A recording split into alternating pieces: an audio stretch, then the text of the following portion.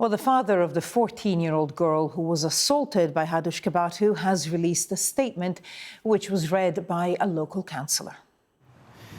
As a father, I am completely broken that the man who sexually assaulted my 14-year-old daughter just 4 months ago was accidentally released from prison onto the streets again. The trauma and torment my daughter has suffered since this assault has really hurt myself and my family. She was slowly starting to get some of her confidence back and has recently started seeing her closest friends and been back in school. Friday's news has caused her so much stress and anxiety. She feared seeing him again in the high road and him recognising her. I'm really worried for my daughter's mental health and well-being because of this assault.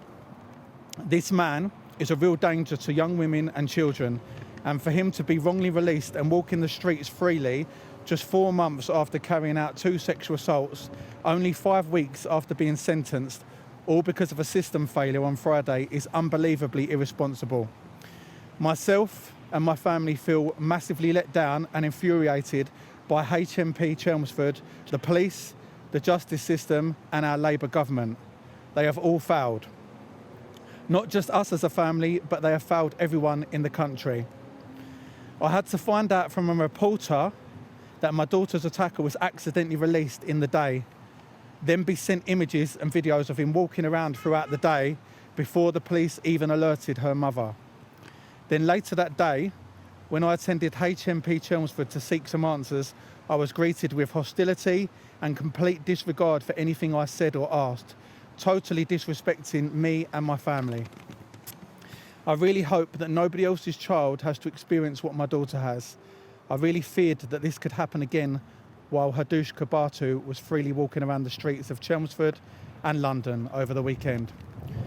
I hope he will be deported immediately, as the longer he was roaming the streets, the more threat he posed to women and children of this country. If anything had happened to another child or female, then that would have been on the heads of HMP Chelmsford, as well as the police and the justice system and our Labour government for allowing this sexual predator and illegal immigrant back onto the streets from no one else's mistake but their own. This is the only statement that I will give on this matter, and I would like to ask that every single news reporter across the country respects our privacy and leaves us in peace while we demand answers, the truth, and seek legal advice and action in this matter. Thank you. A local councillor there reading a statement by the father of Kebatu's 14-year-old victim. Let's go to Fraser Maud, who is in Epping for us. Fraser, tell us what's happening there. Well, this is a protest here, one of many protests that have happened since those assaults took place back in July.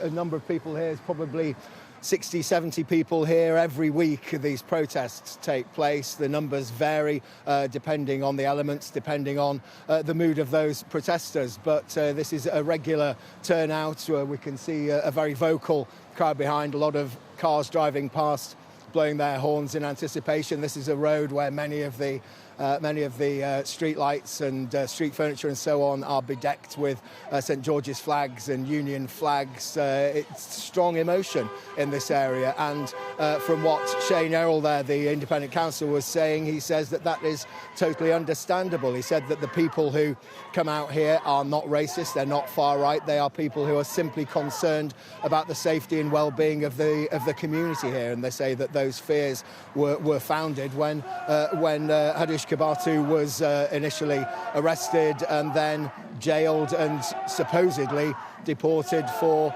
sexual assaults here. There is a real strength of feeling here. Many of the normal protesters who would be here are at another demonstration in Southampton today, or perhaps the numbers might have been greater. But from what Shane Yerrell was saying there, the father of that 14-year-old girl talking about how devastating the impact has been on her and on him and on the rest of the family as well. And it's a grief that a lot of the people here themselves share as well. They say that they want safety and security for their children. They don't think that that is conducive to having an asylum hotel here. They thought they had managed to get the asylum hotel here closed. Initially, it was going to be closed a few months ago, but the Home Office appealed and the decision was reversed, and it maintains its status now as an asylum seeker hotel. They want that closed, and they say that they'll keep coming back here week on week until that happens. We're not far right, is what many of the people here have been telling me today. We are simply